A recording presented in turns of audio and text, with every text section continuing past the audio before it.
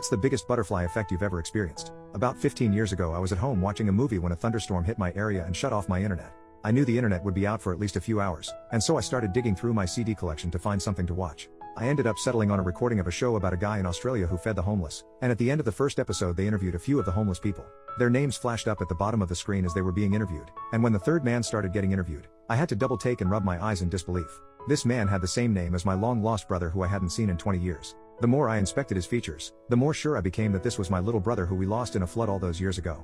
I called the TV program as soon as the power went back on and got in touch with the guy, and he managed to track down my brother and passed on my phone number. A couple of days after I made the original call, I got a call from my little brother. I couldn't believe it. I started crying as soon as I heard his voice. I told him I was buying him a plane ticket to come live with me right now, and if he refused I swore I'd fly over there and get his butt on that plane myself. He chuckled and agreed. He was on a flight to me that very same day, and I went to pick him up from the airport the next morning.